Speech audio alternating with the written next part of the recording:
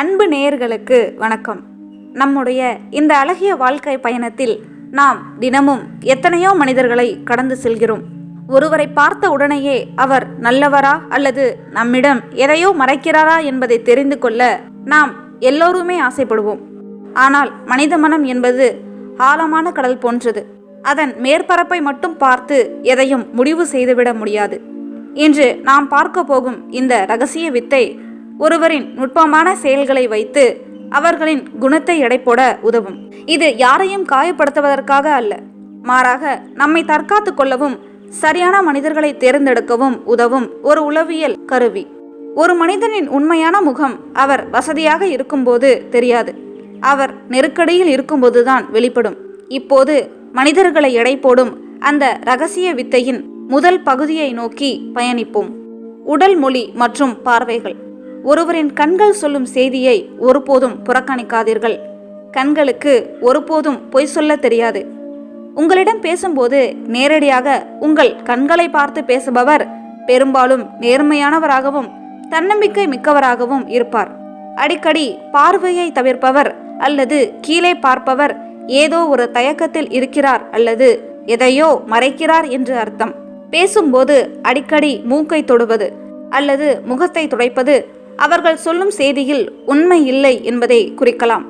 ஒருவரின் கால்கள் எத்திசை நோக்கி இருக்கின்றனவோ அத்திசையில்தான் அவருடைய ஆர்வம் இருக்கிறது என்பதை உளவியல் கூறுகிறது. போலி சிரிப்பு என்பது உதடுகளில் மட்டுமே இருக்கும். உண்மையான சிரிப்பு கண்கள் வரை பரவி முகத்தையே பிரகாசமாக்கும். பதற்றமான நிலையில் இருப்பவர்கள் தங்கள் நகங்களை கடிப்பது அல்லது விரல்களை சொடுக்குவது போன்ற செயல்களை செய்வார்கள்.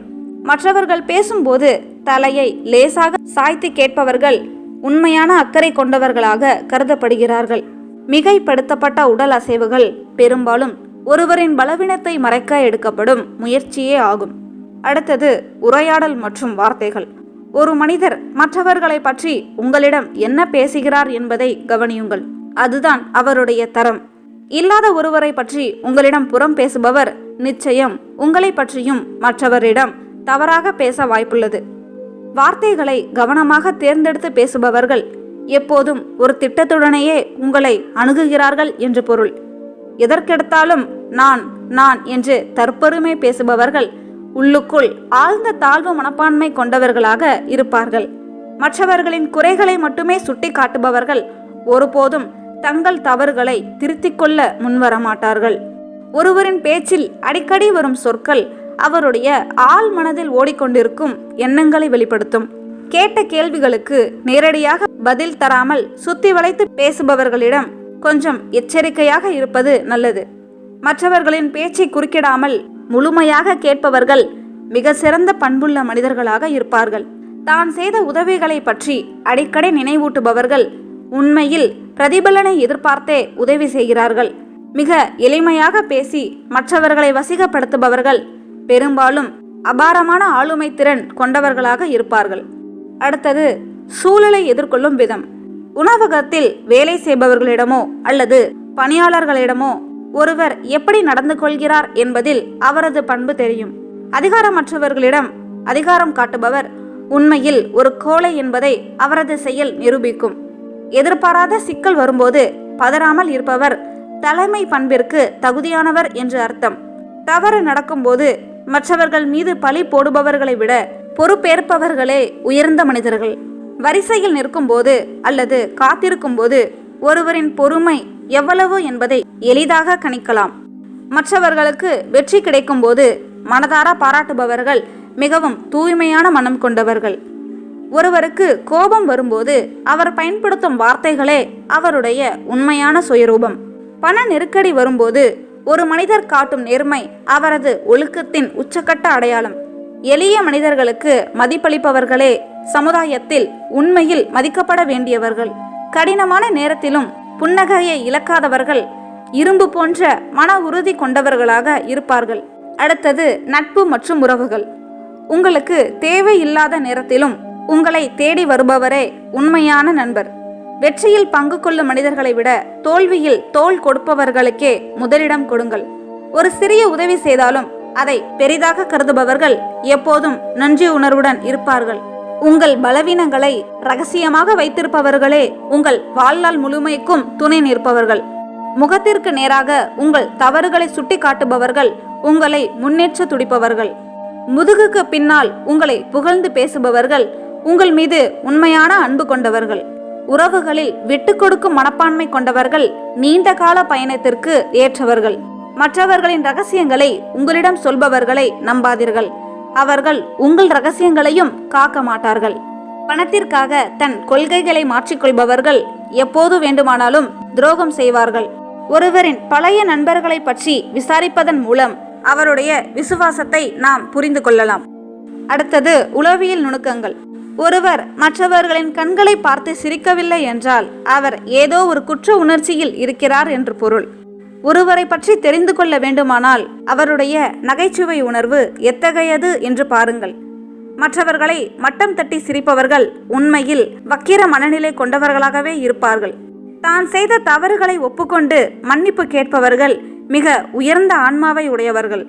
எதற்கெடுத்தாலும் புகார் சொல்பவர்கள் உங்கள் வாழ்க்கையில் இருக்கும் நேர்மறை ஆற்றலை உறிஞ்சி விடுவார்கள். ஒருவரின் வீட்டு சூழலையும் அவர் பொருட்களை வைத்திருக்கும் விதத்தையும் வைத்து அவர் ஒழுக்கத்தை கணிக்கலாம். மற்றவர்களின் தனிப்பட்ட விஷயங்களில் அதிக ஆர்வம் காட்டுபவர்கள் பெரும்பாலும் பொறாமை குணம் கொண்டவர்களாக இருப்பார்கள். ஒரு செயலை செய்வதற்கு முன் பலமுறை யோசிப்பவர்கள் நிதானமான வெற்றியை நோக்கி பயணிப்பவர்கள். மிக விரைவாக உணர்ச்சி வசப்படுபவர்கள் எளிதில் தவறான முடிவுகளை எடுக்கக்கூடியவர்களாக இருப்பார்கள். அமைதியாக இருப்பவர்கள் எல்லோரும் முட்டாள்கள் அல்ல. அவர்கள் உலகத்தை அழகாக கவனித்துக் கொண்டிருப்பவர்கள். அடுத்தது பணமும் அதிகாரமும். பணம் ஒரு மனிதனை மாற்றுவதில்லை. அது அவரிடம் ஏற்கனவே இருக்கும் குணத்தை வெளிச்சம் போட்டு காட்டுகிறது. சிறிய தொகைக்காகவும் நேர்மையாக இருப்பவரை நீங்கள் கண்களை மூடிக்கொண்டு நம்பலாம். அதிகாரத்திற்கு வந்தவுடன் பழைய நண்பர்களை மறப்பவர்கள் சந்தர்ப்பவாத மனிதர்கள் என்று பொருள். பிறர் செய்த உதவியை நன்றியுடன் நினைவு கூறுபவர்கள் ஒருபோதும் வாழ்வில் வீழ்வதில்லை. கடன் வாங்கிய பின் அதை தானாக திருப்பி தருபவர்கள் கடவுளுக்கு நிகரான நேர்மையாளர்கள். பணத்தை காட்டி உங்களை வசப்படுத்த முயல்பவர்கள் உங்களை ஒரு கருவியாக மட்டுமே பயன்படுத்துகிறார்கள். சிக்கனமாக இருப்பவர்கள் கஞ்சன் அல்ல. அவர் உழைப்பின் மதிப்பை உணர்ந்தவர்கள் என்று புரிந்து கொள்ளுங்கள். ஆடம்பரத்திற்காக கடன் வாங்குபவர்கள் எப்போதும் ஒரு மாய உலகத்திலேயே வாழ விரும்புவார்கள். மற்றவர்களுக்கு தெரியாமல் தானம் செய்பவர்கள் உண்மையில் தூய்மையான நோக்கம் கொண்டவர்கள். அதிகாரத்தை பயன்படுத்தி மற்றவர்களை ஒதுக்குபவர் ஒரு நாள் அதே அதிகாரத்தால் வீழ்த்தப்படுவார். அடுத்தது உள்மன வலிமை மற்றும் குணங்கள். மற்றவர்கள் தங்களை பற்றி என்ன நினைப்பார்கள் என்று கவலைப்படாதவர்கள் சுதந்திரமான மனிதர்கள். தனக்கு தெரிந்த விஷயங்களை தாராளமாக மற்றவர்களுக்கு கற்றுத்தருபவர்கள் மனவளம் மிக்கவர்கள். ஒரு செயலில் தோல்வி கண்ட பிறகும் மீண்டும் முயற்சிப்பவர்கள் வெற்றியை தட்டி செல்பவர்கள். விலங்குகளிடமும் பறவைகளிடமும் கருணை காட்டுபவர்கள் இயல்பிலேயே மென்மையான இதயம் கொண்டவர்கள். மற்றவர்களின் குறைகளை தேடுவதை நிறுத்திவிட்டு தன் நிறைகளை வளர்ப்பவர்களே அறிவாளிகள். தான் சொன்ன வார்த்தையை காப்பாற்றுவதற்காக எதையும் இழக்க துணிபவர் உண்மையான வீரன். தற்பெருமை பேசாத மௌனமான சாதனையாளர்களே உலகை மாற்றும் வல்லமை கொண்டவர்கள். குடும்பத்திற்காக தன்னை தியாகம் செய்யும் பெண்களின் மௌனம் அவர்களின் வலிமையின் அடையாளம். உண்மையை சொல்ல தயங்காதவர்கள் ஆரம்பத்தில் கசப்பாக தெரிந்தாலும் முடிவில் இனிப்பார்கள். அடுத்ததாக தீர்வு. மனிதர்களை எடை போடுவது என்பது அவர்களை தீர்ப்பளிப்பதற்காக அல்ல, நம் நிம்மதியை பாதுகாப்பதற்காக. ஒருவரின் ஒரு செயலை வைத்து மட்டும் அவரை முழுமையாக எடை போட்டு விடாதீர்கள். சில நேரங்களில் சூழல் அவர்களை மாற்றலாம். ஆனால் தொடர்ந்து ஒரு நபர் ஒரே மாதிரியான தவறுகளை செய்கிறார் என்றால் அவரிடமிருந்து விலகுவதே புத்திசாலித்தனம். நல்ல மனிதர்களை அடையாளம் காண்பது எவ்வளவு முக்கியமோ அதே அளவு நாமும் ஒரு நல்ல மனிதராக இருப்பது முக்கியம். உங்கள் உள்ளுணர்வு ஏதோ சரியில்லை என்று சொன்னால் அதை ஒருபோதும் உதாசீனப்படுத்தாதீர்கள். நம்மிடம் உண்மை இருந்தால் உண்மையான மனிதர்கள் நம்மை தேடி வருவார்கள் என்பது இயற்கையின் விதி. போலிகளை பிரித்தறிய கற்றுக்கொள்ளுங்கள். அப்போதுதான் உங்கள் வாழ்க்கை பயணத்தில் பாரம் குறையும். உங்களை சிதைப்பவர்களை விட உங்களை செதுக்குபவர்களுக்கு அதிக முக்கியத்துவம் கொடுங்கள். மனிதர்களை புரிந்து கொள்வது ஒரு கலை. அதை நீங்கள் இன்று முதல் கற்க தொடங்கிவிட்டீர்கள். இந்த பதிவு உங்களுக்கு பயனுள்ளதாக இருந்தால் உங்கள் அன்புக்குரியவர்களுக்கு இதை பகிருங்கள். உங்கள் வாழ்க்கையில் நீங்கள் சந்தித்த மனிதர்களில் எந்த குணம் உங்களை அதிகம் கவர்ந்தது என்பதை கமெண்டில் சொல்லுங்கள். மற்றவர்களின் உணர்வுகளுக்கு மதிப்பளிக்கும் ஒவ்வொருவருமே ஒரு சிறந்த மனிதர்தான். உங்கள் வளர்ச்சியை பார்த்து மகிழ்ச்சியடையும் ஒருவரை நீங்கள் கண்டால் அவரை ஒருபோதும் இழந்து விடாதீர்கள். இந்த காணொளியை இதுவரை பார்த்தமைக்கு என் மனமார்ந்த நன்றிகள். மீண்டும் இன்னொரு காணொளியில் சந்திக்கிறேன். நன்றி, வணக்கம்.